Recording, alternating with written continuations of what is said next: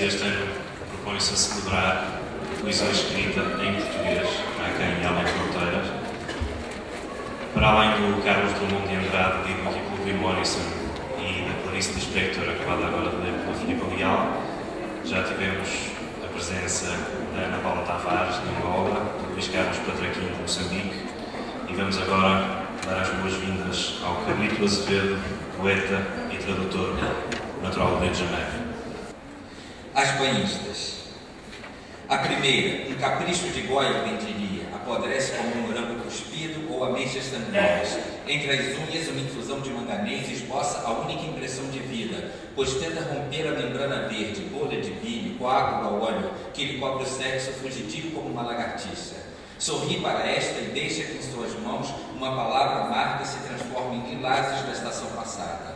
A segunda, máscara turmalina em vez de rosto. O músculo da coxa dispara atrás da presa. O ofegante e mínimo arminho pubiano.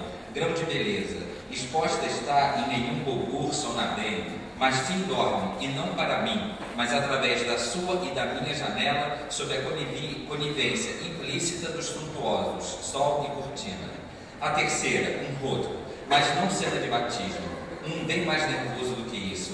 Sua pose, curto-circuito sobre a relva, lembra um espasmo. Dói seus olhos esmagados pelo coturno do fogo, que agora lhe descongela sobre os cílios uma constelação de gotas d'água desabando sobre a íris.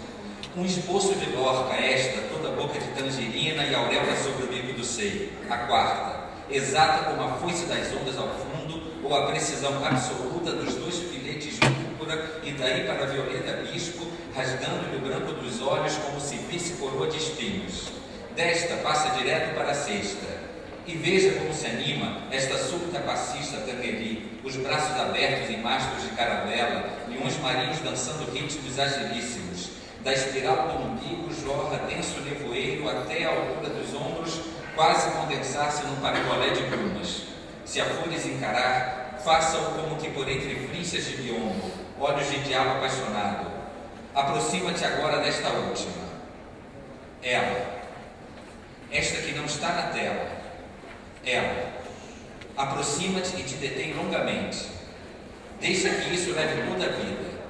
Também Cezanne levou toda a vida, tentando, esboçando, obsedado em papel e tinta e lápis, e aquarela e tela e prototela, essas banistas fora d'água, como peixes mortos na lagoa ou na superfície banhada de tinta, uma tela banhada com a banhista e não usamos mais modelos vivos, ou melhor, os nossos dois únicos modelos, a crítica, a língua, estão mortos.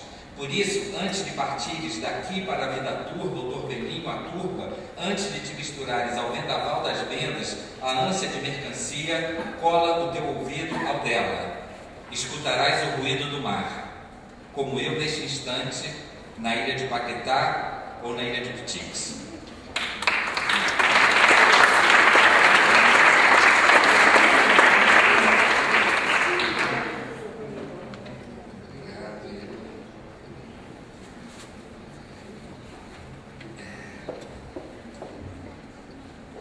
Derrapagem, logo após a derrapagem, a moita de espinheiros logo após a derrapagem, junto à moita de espinheiros logo após a derrapagem, as pontas espinhentas da lataria junto à moita de espinheiros logo após a derrapagem, mas o poema ia crescendo, como a ferrugem, nas pontas espinhentas da lataria, junto à moita de espinheiros logo após a derrapagem, os animais de beira de estrada, mas o poema ia crescendo, como a ferrugem, nas pontas espinhentas da lataria, junto à moita de espinheiros logo após a derrapagem, tanta lua, a wood music dos animais de beira de estrada, mas o poema ia crescendo, como a ferrugem, nas pontas espinhentas da lataria, junto à moita de espinheiros, logo após a derrapagem.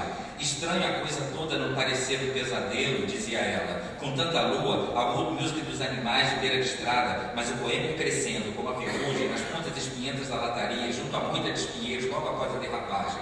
Os rostos de cá e da jovem Índia. Estranha a coisa toda não parecer um pesadelo, dizia ela, com tanta lua, outro músico dos animais de beira de estrada, mas o poema ia crescendo, como a ferrugem, nas pontas espinhentas da lataria, junto à moita de espinheiros, logo após a derrapagem. A nuvem de conhaque e marihuana, de onde emergiam, iluminados, sépia, os rostos de cá e da jovem Índia. Estranha a coisa toda não parecer um pesadelo, dizia ela, com tanta lua, outro músico dos animais de beira de estrada, mas o poema ia crescendo, como a ferrugem, nas pontas espinhentas da lataria, junto à moita de espinheiros, logo após a derrapagem.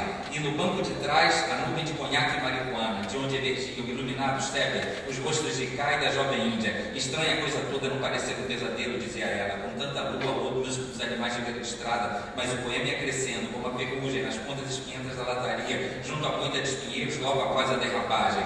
Mas é claro, havia um amor fazendo tudo doer, e no banco de trás a nuvem de conhaque e marihuana, de onde emergiam, iluminados, sépia, os rostos de Kai e da jovem Índia. Estranha coisa toda, não parecer um pesadelo, dizia ela, com tanta lua, ou música dos animais de beira de estrada, mas o poema ia crescendo, como a ferrugem nas pontas espinhentas da lataria, junto à moita de espinheiros, logo após a derrapagem.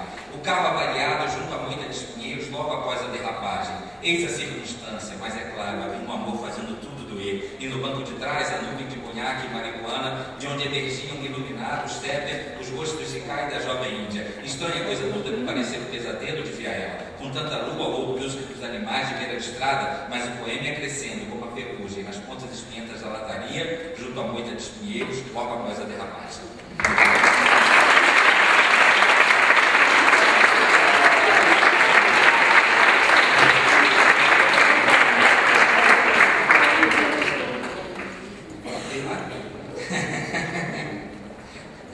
Bom, para terminar, um poema, fábula, que seja.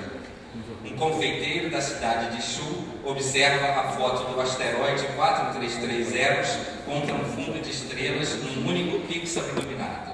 É o título. Poema quase menor do que o título.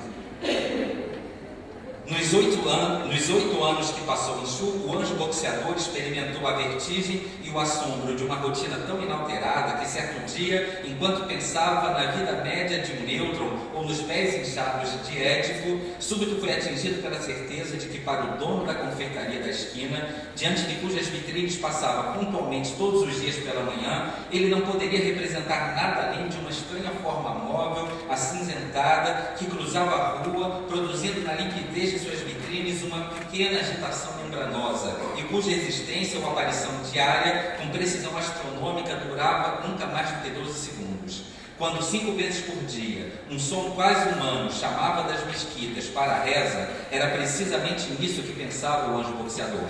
Era na inevitável explosão daquelas vitrines, na geometria quase mágica dos estilhaços em suas trajetórias imprevisíveis que ele pensava, quando, em desafio aéreo, expunha o próprio rosto à névoa radiosa do deserto. E quando buscava desesperado o céu multicolorido do ocaso, sem jamais ter ali encontrado um pedacinho que fosse da lua, comprimia as têmporas com os dedos e deixava escorrer pela areia do deserto toda a sua perplexidade, com o fato de a hermenêutica se preocupar tanto com a distância histórica e nem um pouco com o estudo da geografia celeste. É a guerra, essa maldita guerra, ele entoava baixinho, resignado, tomando o rumo de volta para casa, onde demorava tanto a chegar que já dava com as portas da confeitaria fechadas, o que, não fosse assim, poderia acrescentar aos olhos ou sistema de visão multiespectral do confeiteiro 12 segundos suplementares à sua existência ou aparição em órbita retroativa. Muito obrigado.